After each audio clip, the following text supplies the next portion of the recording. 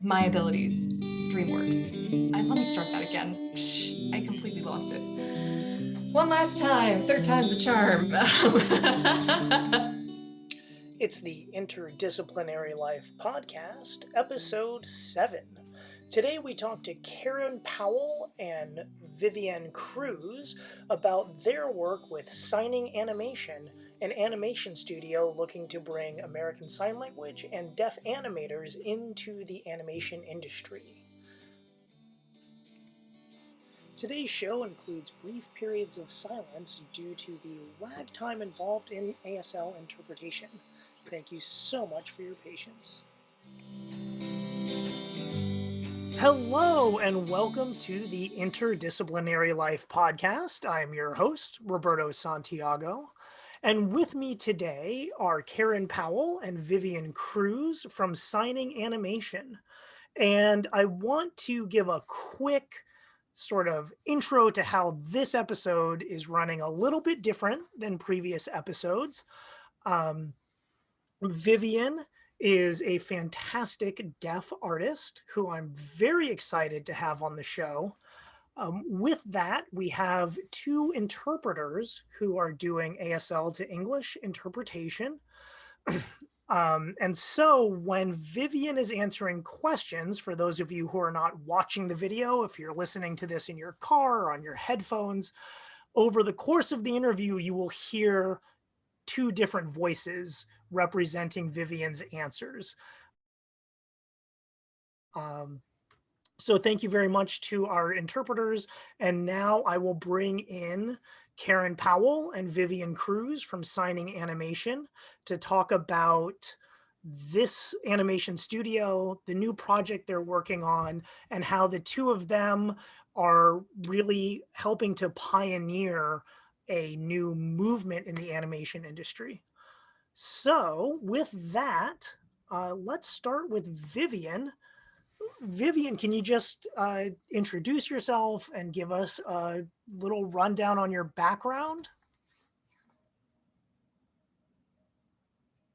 Sure, yeah. So I'll go ahead and introduce myself. My name's Vivienne, and I was born deaf and raised deaf in a hearing family. My parents and sister learned ASL in order to teach me, and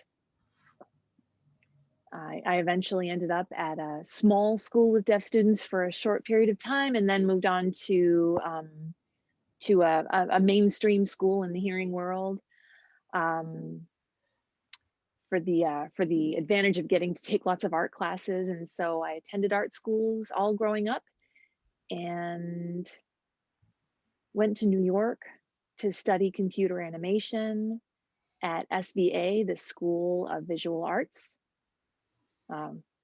College there, so did college for 4 years at SVA, and then I decided that I wanted to focus specifically on storyboard animation, and here I am.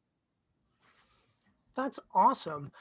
So I guess as a preface to getting into Carin's side of things, you went to school, you graduated. Pretty much in America, we are told that you go to college and you graduate and you go get a job in your field. What has that been like for you since you've graduated? Like, how is it finding work, and sort of maybe what is that like for someone in your profession? And then what has that been like for you specifically?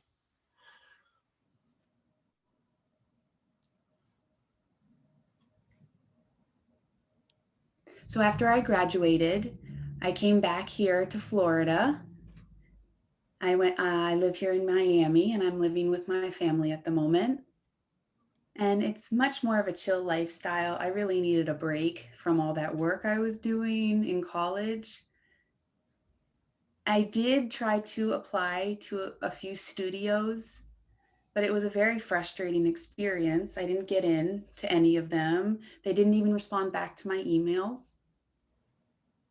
And how would I even know what was wrong with my reel or my project if they didn't tell me, if they can't respond to me? That was really difficult for me. It was not an easy process looking for work. I faced a lot of struggles in that department for sure. Fortunately, Carin found me on LinkedIn and offered me the job. That's very cool. And that's a great way to bring Carin in. So, Carin Powell, you are the founder of Signing Animation. Can you tell us a little bit about your background and sort of what Signing Animation is all about? Sure, let's see if I can encapsulate it. So this is a second career for me, actually. I was a classical musician for about 15 years before I did this. And I switched from music to animation because the job market was insane. And So hold on, can I ask you to pause there? We just heard how hard it is to get into animation. So you're saying that it was even harder to be a musician? oh God, yeah. I remember showing up to one particular audition where 300 other people came. I think that was an audition where I had to lose 10 pounds because it was for the Coast Guard band and they had a height weight requirement. And I showed up, 300 other people did as well. We all knew each other and no one got the job on the first round. That's how bad it is out there. So after that, everything else seems easy. And plus, animation is just more fulfilling. Like, I'm a very visual person. I have single-sided deafness and I went to a mainstream school and, I rely on my eyes more in general, despite having the use of the one ear. So I got into animation when I turned 30. It was the fantastic quarter-life crisis. And once I'd accrued some industry experience, I started pitching a short starring a deaf ballerina because I had yet to see signing or deaf culture shown in a well-rounded way in animation. Like, there was a lot of focus in on the parts which are interesting to hearing people. And on top of that, it just hasn't been very well executed. And I wasn't exactly sure where the disconnect was there. So when the time came for my own short, I knew that making the story would require the involvement of the people whose lived experience it is, because while I have single-sided deafness, I'm not part of a language minority. So my co-founder and I found out, we were looking around in the job market and we found out a lot more about the bias against deaf, hard of hearing artists in the animation industry. It's a serious thing. We realized that we could, that one project rather, could accomplish a lot of different things. So by making the film with deaf, hard of hearing artists on every level, we could make something gorgeous, prove to streaming sites that people are interested in deaf representation, demonstrate how integrated teams work, have a great time. And that's how Signing Animation got started. We're 70% deaf, hard of hearing. We have some hearing volunteers, but it's them who adapts to us, not the other way around. And that's really, really refreshing. Vivian, let me ask you about representation of deafness or ASL sort of in mainstream animation.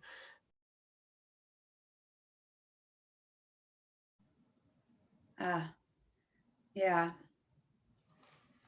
Growing up in a hearing world, I really didn't see a lot of deaf culture or deaf people often in mainstream media. I was very into art and movies growing up. I loved games and so on. But everything I saw had only hearing people. And I really wanted to focus on my art at that time. But Yeah. Well, there sure does need to be a change, right? Just in terms of representation in TV and film. You know, you see kind of these extra characters, right? Sort of these extraneous characters who are deaf, and you don't actually see anything about their inner lives or anything. They're just kind of there almost as set dressing in so many examples in TV and film. And I just feel like it almost becomes a waste. Like, are are they just there to make the movie seem cool?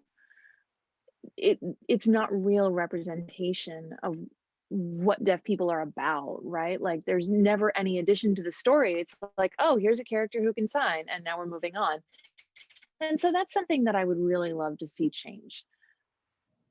I feel it's kind of offensive to deaf people. I mean, if you're out at at the store, right? You're shopping for groceries and you encounter an individual who goes, "Oh, I know a little bit of sign language. Did you see that one TV show with that one deaf character?" And I'm not necessarily interested in watching a TV show just because it has some tokenized deaf character on it, right? Like that's not really a real representation of me or deaf culture or what a deaf person could be about, right? And there are some examples of that in media, but like generally it's really minimal. And I feel like it's really time to stop these tokenizing depictions, because I think it ultimately comes down to doing it for material gain as opposed to doing it for real advocacy and real representation. That, with the deaf experience, it has been a real challenge for me, especially when I was young. I didn't know how to socialize with my hearing classmates. And at first, I did have to have an interpreter, and I hadn't before, so that was a new experience. I kind of had to learn really how to communicate. And through the interpreter, I could talk to my hearing counterparts, or we would we would write notes back and forth, and we would become friends over time. And I would teach them finger spelling, and then later they might learn some sign language, and that maybe even then after that they pick it up and become fluent, and we could talk in my native language. Yeah, for me, I noticed that most deaf people have some struggles with how to feel a part of the hearing world. And deaf people like to stay together and be in a comfortable place with each other, but I think it's more about getting along with the hearing people, and we shouldn't silo ourselves, and I think we should all spend more time with each other. I'm really trying to pull these two worlds to one. So Carin, you started this animation studio because it's easier than being a musician. One of a couple reasons, but that was in there. That was in there. I guess what I'm leading to in that, when I hear about you starting an animation studio, like I have no idea what that means, right? Like what is the structure of that? Like how do you make money? How do you come up with projects? Like what is sort of, like, really briefly, like the nuts and bolts of saying like, oh, now I have an animation studio? So a year ago, I wouldn't have known the answer either. I had worked with enough small studios in the past that I'd seen how it worked from the inside, and that helped me to get a bit of it helped me not start from zero. But as far as the practical reality of it, it's not unlike putting together a theatrical production. So it's possible to do like a one-man show or to do an animated short by yourself, but takes a really long time, and you can achieve a greater level of complexity and well-roundedness if you have a lot of hands and teams and different chemistries coming together to work on it. So a studio is composed of different teams handling the different aspects of production arranged along what's called a pipeline. So the pipeline is which teams affect which others in what order. So for instance, the animators can't do their work until the modeler has finished modeling the character and the rigger has taught that character how to move. So modeling, rigging, animation, and that's like a little piece of the pipeline. So at the top, we have the production team, which furthers the best interests of the studio, helps us make contacts, helps us keep organized. And then we have the creative teams, which do like what Vivienne and I do, which is the story, the look, the way that it moves, the overall style. And we're all working toward the same goal of making the short. Now, as far as money goes, we're a nonprofit, which is a little unusual in the animation world, because the idea is that investors give you money with the hope that they can recoup that investment on the distribution rights. But our goal isn't to make money. It's to make this particular story while getting industry jobs for our artists. So we're funding our first short through the Kickstarter that we're doing right now. And the plan for sustainability involves partnerships, consulting with studios to assist accessibility efforts, and giving talks. So what we make is it's going to be released on the broader internet for pretty much everyone to see. Like, we don't want it to be behind a strict paywall or inaccessible. Like, this is by the people, for the people type of stuff.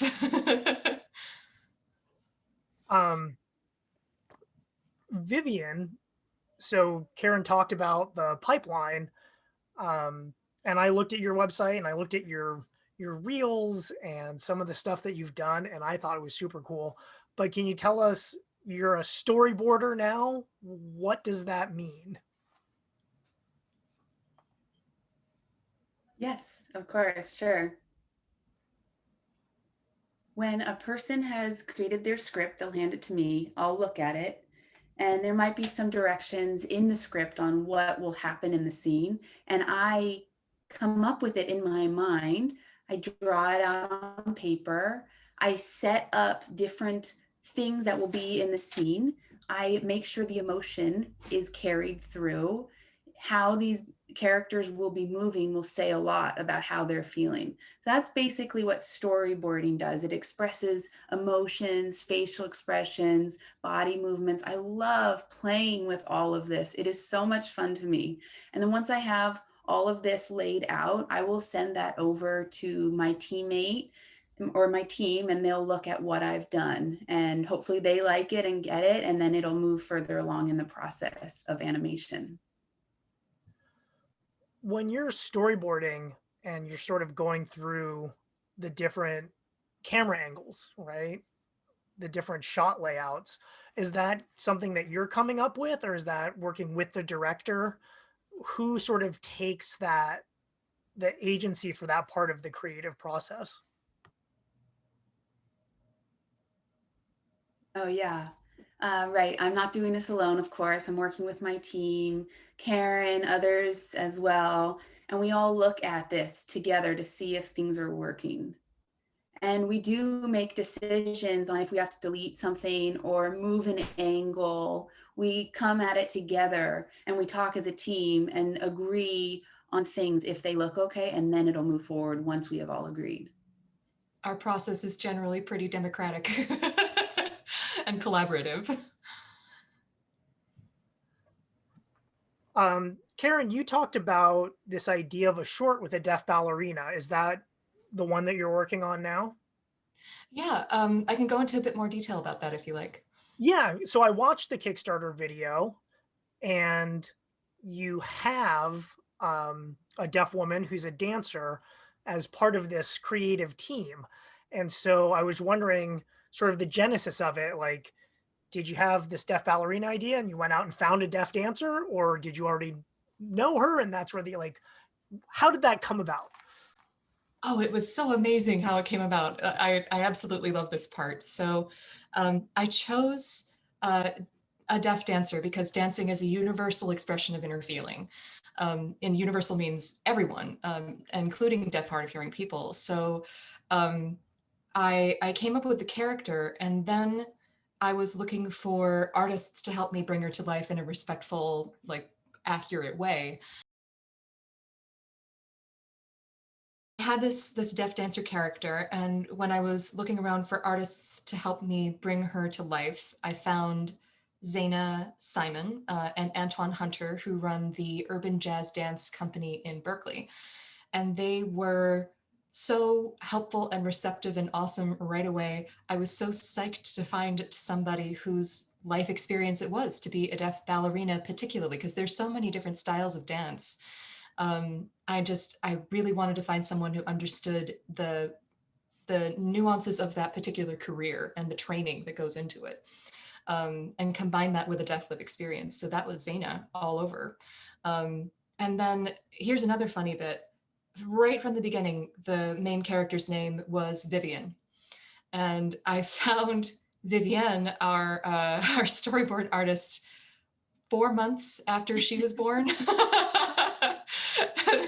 I remember seeing, I found her, as she said, I found her on LinkedIn. I was sorting for storyboard artists who used ASL, because that's a factor you can have on the search function there.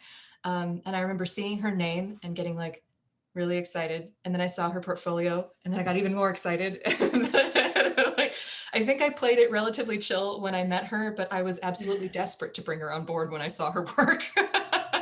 The fact that she said yes was a huge gift to the studio and remains that way to this day.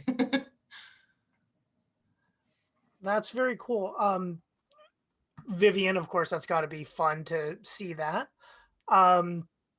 So I also looked at your website and saw some of your work, and naturally,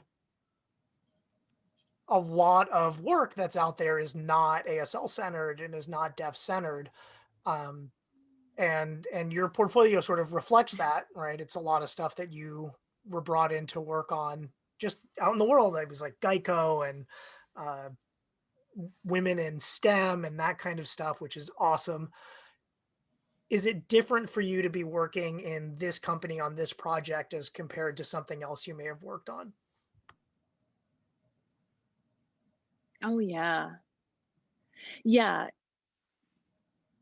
Yeah, this is really the first time for me to, I'll say that I've never really worked on something like this before. And in all honesty, I really haven't worked on anything that's used ASL in the story. Generally, I've done a lot of work with characters who keep quiet and who haven't done a whole lot. Until now, being able to incorporate ASL into the art, it's kind of a funny feeling just because it's so novel. It's not something I have any experience with. I so appreciate being able to put this directly into the story and having it be an integral part of the creative process. And I know that, like, as an interpreter, so I talk about this experience sometimes where I worked in hearing centered environments, right? Like the federal government and, you know, private businesses. And I did a lot of tech stuff. Right. And I thought I was really good as an interpreter for tech, right? So, like, people would call me for that, and I'd be like, yeah, I can do that. And then a few years later, I went and worked in a deaf IT environment where everyone was deaf except for like 2 people, right? And so the interpreting changes. It's the same topic, it's the same sort of environment, but I didn't realize until then how much the deaf people in the hearing centered environment were changing how they use language so that I would say the right thing, right? I thought I was good. They were good. Then I got into the deaf environment where the deaf IT people didn't care what I said at all. And it was like a whole new learning curve, right? Because now they were signing for each other and not to make sure I said the right thing, right? And so it was this completely flipped perspective for me. And so I guess where I'm going with that is, how different is it maybe for you to now be in a work environment that is more centered on ASL rather than maybe previous experiences working in animation that's more centered on a typical hearing work environment? And now I assume there's interpreters present, but they're there for the non-signers.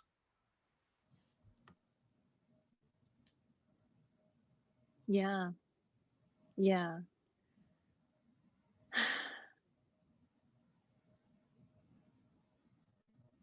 I would say that it's really important, right? Representation is so important, right? And like we've got a really broad variety of people. We've got hard of hearing people, we have people who sign, and we have people who don't sign. And I feel like it's important to understand that everyone is within sort of that larger umbrella. You know, whether you come to us with a lot of experience signing or not, you're still part of our broader community. And not only that, but also I feel like the representation of people's skills and expertise is so important. The new ideas folks can bring to the table that no one else has ever considered before, you know, things that can be really groundbreaking. So I think that it just carries so much value for me. And I would say that in my life, I've kind of occupied this middle ground between the hearing and deaf worlds. In some ways, I'm kind of stuck in the middle. You know, I didn't necessarily do a lot of immersion into the deaf community. And I would say that now I am more integrated into the deaf community and more integrated with my deaf peers. But at the same time, I still have these strong connections with the hearing world that I kind of grew up in. And so, in a way, I'm kind of straddling between the two worlds. And it can be hard to fully know who I am because I feel like there's different ways in which I'm a better fit for each. I don't know. Yes, like I just said, I think that's a very familiar place for a lot of people, both people who are deaf and other people who move between cultures and between languages. I know that, you know, working here in the Bay Area and working with students at various levels from college down through kindergarten, those students also talk about that, whether they're new arrivals from Spanish speaking countries or whether they're deaf and hard of hearing students, but all having that similar, like, moving between two cultures and two worlds and trying to find a place, I think is a very familiar theme for people. Um, and so, Carin, I'll throw this over to you. And as a person who has single sided deafness, but who isn't a fluent signer, you took a step to create that environment for yourself. So as you're in meetings with your staff and with your crew, what is that like for you? This borders on a really interesting discussion about identity and community and all that. But as far as how I feel in this group, one of the things that's interesting about the way that I relate with the hearing world is that, you know, you get good after a while trying to blend in. People want to blend in to various groups. And I learned how to do things like how to stand at the side of the room where my hearing ear would be pointed towards the most noise. For instance, my entire house is arranged around my ear. Like my seat on the couch is the one that's facing towards where the other seats are. Like it's the furthest right because my hearing ear is on the left. My husband always walks on my left side and always sleeps on my right, like things like that. It's you learn about how to blend in is the point. And here in this studio, no matter what I might say about something that I need for my hearing, whether it be captions or for someone to repeat something or for people to talk one at a time so that it doesn't get lost, it's not weird. It's not out of place. It's not something that anybody's going to throw shade at me for, or, you know, or prevent me from advancement in my job or prevent me from getting a job. Like it's just normal here. So the relief that I feel being around it, being in this environment where it's fine is it's incredible. It's like taking iron shoes off, honestly. And I feel like it's stimulated my creativity in ways that I could not have possibly predicted when I began. Which then, of course, leads to the uncomfortable question. And I would love to hear Vivienne's perspective on this as well. But I think that, especially in this political environment that we're now, as a country and as a society, we're waking up more to not just understanding the variety of cultures and the variety of languages and the need for acceptance, but we're also starting to re-examine and in some ways be skeptical of people who are coming into minority spaces who don't necessarily clock as having that background, right? So you are a person with a single-sided deafness, but you're also a non-signer who's setting this up, this nonprofit, with the goal of getting ASL into animation and getting deaf animators into jobs. I think that there could be some skepticism from people sort of going like, is this a savior mentality thing? Where is this coming from? Why are you here? And you've touched on that in your last answer, but can you go a little more into maybe addressing some skepticism that people might have? Sure, sure. So one of, I'm very lucky in the production team that I have. One of the things that they tell me over and over, as regards to many different things, the story, the way that we staff the crew, all of it, is this: there are many different ways to be deaf. It's heartbreaking when people write in to say that they don't know whether or not they're welcome here because they might have had implants put in when they were a baby and they never learned how to use sign language, or that they're hard of hearing and they mainly use English. Because I mean, you're welcome in this studio. You live a visually dominant life. You know what it's like to feel like an outsider in a hearing world. You're afraid that openness about your hearing or your lack of it will cost you work or advancement opportunities. And that right there means that you belong. So our thesis statement as a studio is that people who live visually are, first of all, the best authorities on how the community should be shown in animation.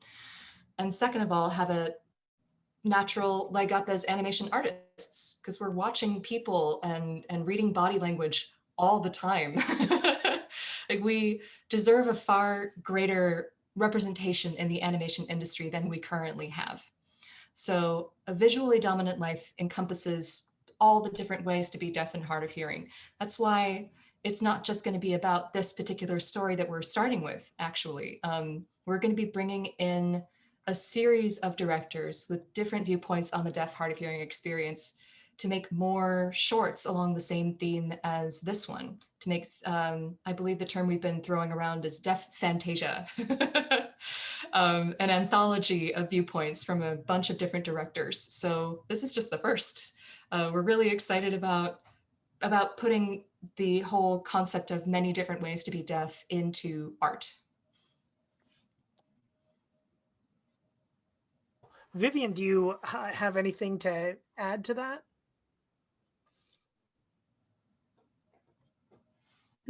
Yes, I do have a couple things to add to that. That everything Carin said, plus there's also, well, for us, deaf and hard of hearing people, there's this other perspective, or sorry, there's a deaf perspective and a hearing perspective. And we're coming at it from two different sides here. And it might feel very different looking at the same thing. We have more of a focus on this visual world that Carin's talking about. You know, we're not so much thinking about music and sounds. Our world is different. What hearing people are listening to, we might not be. We're more using our eyes here, and we're catching things faster. We notice things way faster than hearing people do. And also, once we see something, we're not forgetting it. We can see something and it really sticks with us for a long time because we got to see it. To elaborate on that just a little bit, because a sound gets lost for me when I'm in a crowd. If there's more than one person talking, it just goes. I have been a really good lip reader since, forever.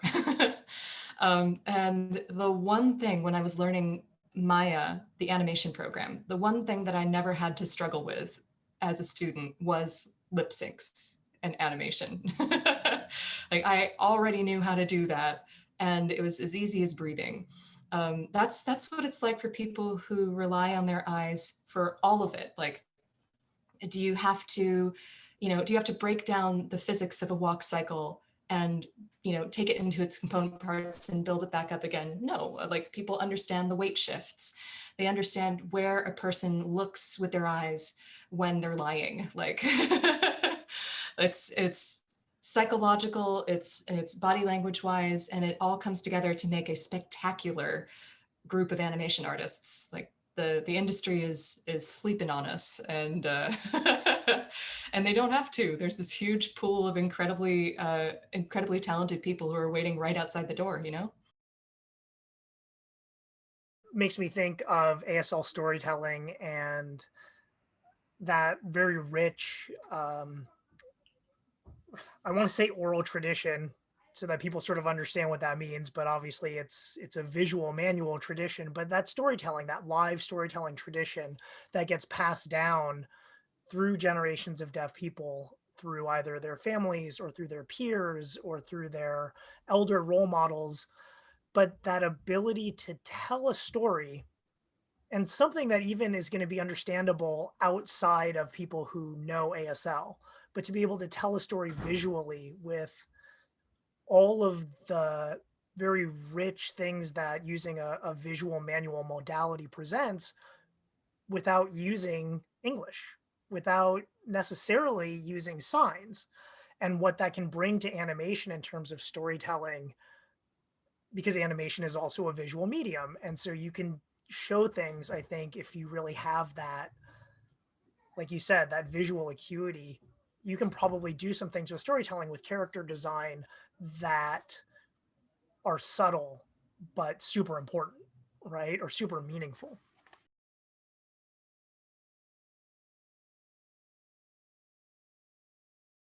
So it's one of those situations where there's a lot of different reasons to affect a positive change. Like, for instance, there's the fact that we've got a lot of college students who are graduating with training in 3D animation. And they, a degree in the 3D arts is actually one of the better chances that students have to make a living off of that college, education, and recoup the cost of their own degree. There's students graduating from the deaf institutions every day with, not every day, but every spring with training in 3D animation. And they end up getting a question at the interview that other people don't, which is, how are we going to communicate with you? And that that affects a lot of different hearing and hard of hearing and deaf styles as well, not just the signers. Like, for instance, if you're asking people to repeat themselves a lot, then you come across as flaky or like you're not paying attention. If you let people know in advance that you're hard of hearing, even if you use English, then they'll start to be nervous about your ability to blend in well at the office, and they can shut you out of the process at the most deniable point, which is the recruitment pipeline. So there's this strong need to correct a hiring disparity, to put it in those terms. And that's the simple justice side of things. And then there's the artistic side of things, which is what you were talking about, where, yes, we are natural born animation artists. Like, we belong in this industry so much. And so between the two, like, if we can talk with studios about this recruitment point of failure, if we can normalize accessibility efforts inside the studios to make things like networking and dailies accessible for all crew, and if we can prepare animation students of tomorrow coming out of Gallaudet and NTID for the job market, then everybody wins. Everyone wins. And it's so hard to come across a win-win-win-win type of situation these days.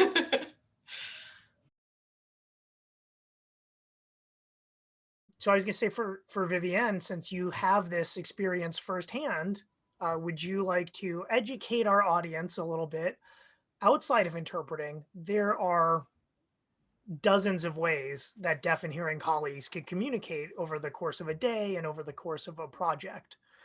Do you want to talk a little bit about that?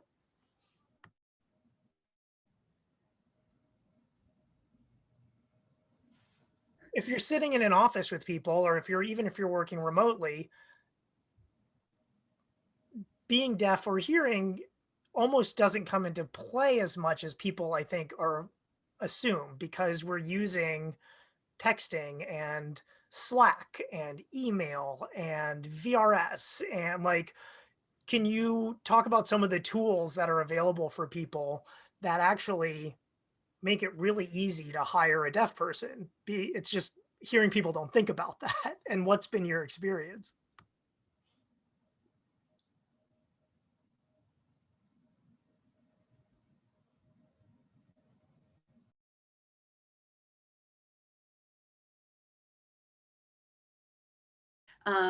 And I did have a teacher that I can remember from college, and they, I,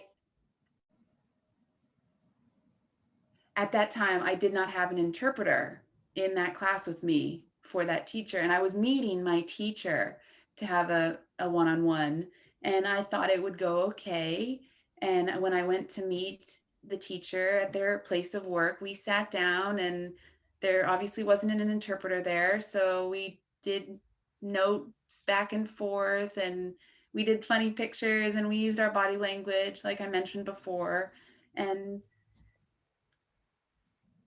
all they wanted to help me. This teacher wanted to help me improve my reel or improve my work, and that's all I want. I want people to try. I want people to try their best, even if they're not deaf. Just try to interact with people, bring out a piece of paper and just make your point clear. And that's all. It would mean so much to me.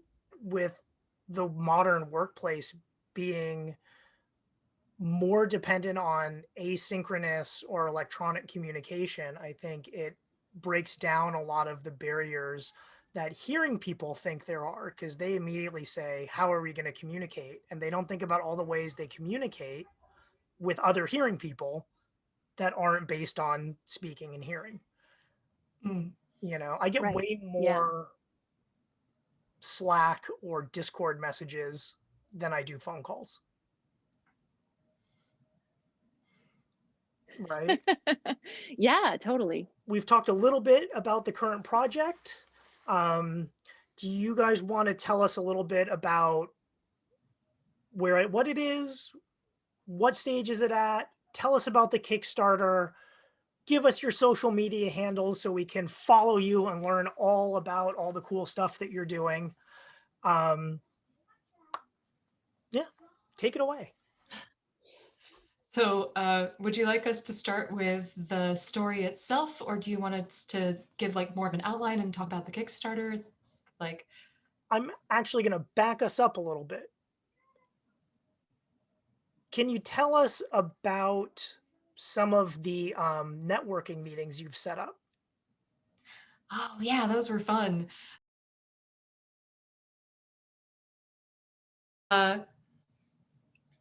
This past January, we had a networking event for deaf, hard of hearing storyboard artists that was co-hosted by Signing Animation and DreamWorks, which has a disability advocacy group within it called My Abilities. And we were absolutely floored both by the attendance and by the results. It was amazing.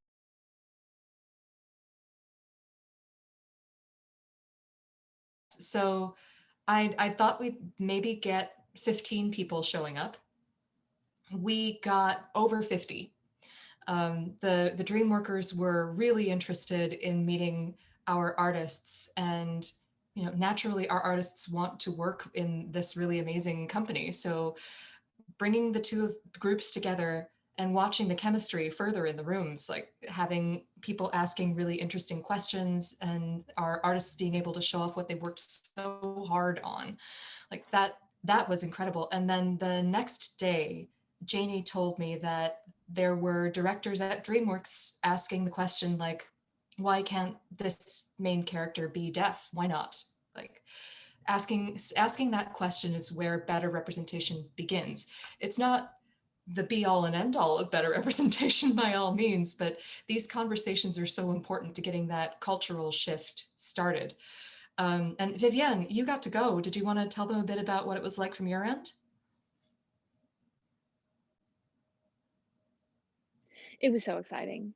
And I just so enjoyed being able to hear from other deaf and hard of hearing artists, and getting to see their work, getting to see their cool ideas. Um, it was fun too to just be a fly on the wall with DreamWorks, to see all of these different employees and what they wanted to ask about, to hear from them about their work environment and what a day in the life is like for them.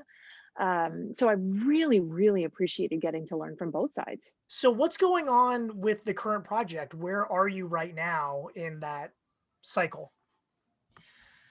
So we just finished visual development. Like we are close to finalizing the storyboard completely. It's right down to the detail work. So we know exactly how this story is going to play out. We know our characters really, really well. Vivienne has been with Vivienne, the character, since the very beginning.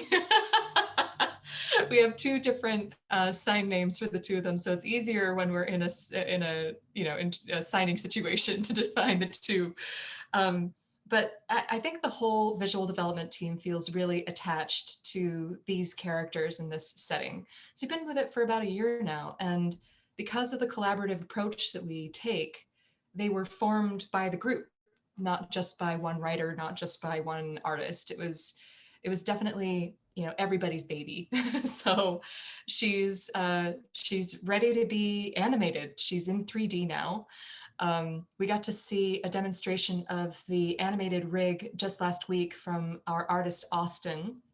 And his last name is spelled Balaich, Balaic. So to say it again, we got to see the rig last week from our rigger, Austin Balaic. And he showed her walking and dancing. It was just the coolest looking thing, wasn't it, Vivienne? Like, Oh yeah, so cool. He's amazing. He's way beyond my capabilities. he does tend to, he just amazes me with everything he does. He's a modeler, animator, rigger, illustrator. So he's like a quadruple threat. We're really happy to have him on the crew. And so Vivienne, are those some of the sketches in the Kickstarter? Are those your storyboards? They are. Yeah, yeah. That's very cool. But as Carin says, like, okay, we're almost done with storyboarding. Does that mean that your part is done and you move on to the next project and you just sort of wait and see what they do with it? Or are you still involved going through to the end? I don't know. um, once the storyboarding is completely done, I don't actually know what's next for me. There are certainly different ways I can still be involved. I can help out just in terms of cleaning up some of the character design, and I can definitely weigh in. Um, when we're looking at scene design, and just animating the scene, like sometimes certain aspects are missing and those kinds of things. So those are places that I can kind of jump in and help. Okay. Yeah, so I can definitely pitch in just in terms of cleaning up the ASL dialogue, because ASL dialogue is seriously a challenge for animators. Just in terms of hand placement and motion, it's not easy. So they might need some assistance on that. So I might actually do some videos of myself, uh, just going through some of the dialogue, just to support the animators to understand exactly what we're talking about in those storyboards, just to make sure that we can match up all the facial expressions with the signing. And so that's some of what I'm looking forward to doing in the future. So I think I can speak a little bit as to what Vivienne's role is going to be now that storyboarding is done. So that's the cool thing about Vivienne as well as Austin. She is also very good in many different areas of the animation pipeline. She has a background in 3D animation, and I've seen her work on that front. And she's a fantastic illustrator. She's clearly a very accomplished storyboard artist. So the funny thing about our cruise so far, and I did not expect this at all, is that we have a 100% retention rate. Everyone who's walked through the door has stayed. In fact, at one point, I thought that we had to reduce that to 99 because we didn't hear from one of our interns for a little bit. But it turned out that she had COVID and she came right back when she felt better. um, she's okay. She pulled through just fine. But I remember when we didn't hear from her for a while, I'm like, she's a college student. She might have moved on to greener pastures. Turns out, no, she's still here. But we've found that people in their animation education often take on multiple roles. So what we've ended up doing is where people want growth in any particular team, they can go there. Like our whole policy is an open door meeting policy. So our meetings are all linked on a common calendar. Anyone from any other team can sit in on, say, the layout team or lighting or set dressing. And if they want to have that resume item, like I did this role on this production, then they can just ask. And we, guaranteed we're going to need them.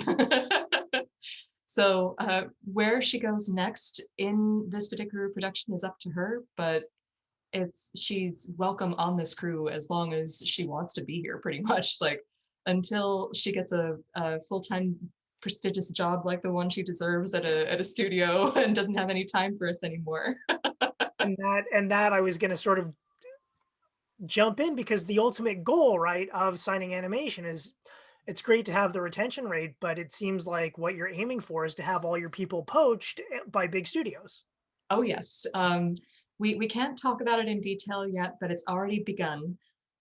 We've developed some good relationships with larger studios, and our artists have had the chance to pitch stories there. And one of them has recently been picked up for development. So I so want to tell you more, but I want to wait until I get permission from this artist. But yeah, we've got people who are getting part-time positions elsewhere and wanting to stay here anyway, which is just incredible and really gratifying.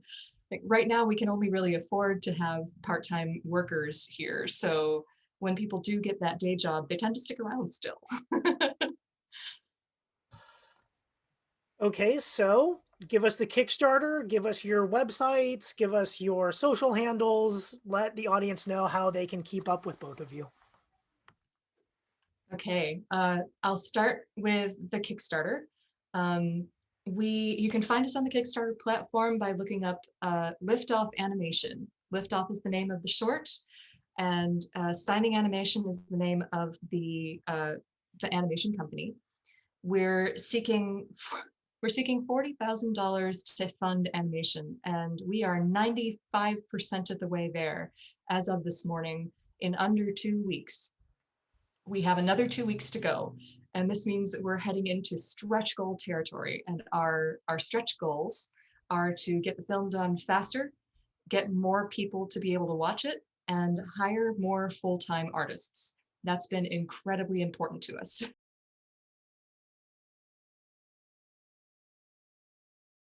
So once we reach that point, we're going to be keeping people updated on our progress consistently, all sorts of, behind the scenes stuff. Whenever we make mistakes, we'll probably be posting it to our social media because we think it's funny. Our Facebook page is facebook.com/signinganimation.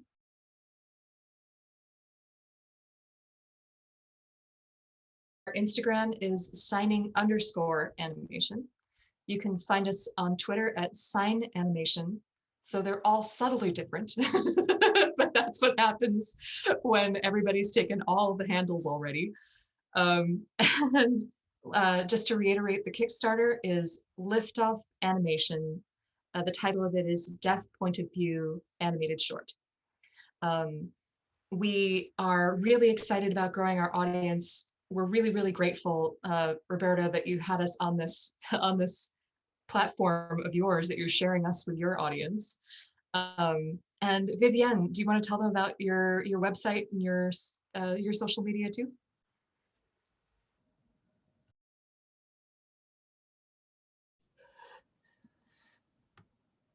My website is viviancruise.com. And that's it for me. That's fine. Not everyone has to be on social media. I'm a big proponent of people who are not. I did want to give everyone a chance to advertise themselves, because, you know, we're trying to get you signed up at Pixar or whatever, right? Like that's part of the goal. And I know, like, for me, right, like I have like 18 different social media accounts because I'm always trying to plug something, uh, or fight with someone or whatever. Um, but thank you both so much for your time. Thank you, interpreters, for your time. Uh, and, you know, our family has contributed, so we're looking forward to getting our tote bag or whatever, you know, t-shirt. I guess you don't do cells anymore, right? You can't get like an animation cell. But It's a bummer, yeah, but like we thank you so much for being a backer. Seriously, like we want to emphasize that everybody who joins in on this campaign, whether it's $1 or $100, like that's one more person saying like, I'm interested in seeing this kind of media. I want to see this kind of thing on streaming. I want to see studios making this kind of thing. That's a message. Every backer is a message. So thank you so much for being part of that. I mean, the rewards are awesome. Like we have some really incredible rewards, like the bath bomb in particular. All of our backer rewards are from deaf-owned businesses, and everyone has been falling all over all of it: the keychain, the bath bomb, the t-shirt. Like we were just really excited to have a custom bath product made for our film that looks exactly like the sky in our film. Like, what? I think, yeah, I think that's the one that we were like, oh, we got to get the bath bomb. Oh, the creators have been incredible. Like I've been a fan of the comic, That Deaf Guy, for years, and that artist made us a sticker just for us, just for our production. Like I had to try so hard not to fangirl all over that situation. Like it's it's just been amazing to be part of this ecosystem and to have a sort of, you know, rising tide raising all ships kind of situation. I'm sure that's not the saying, but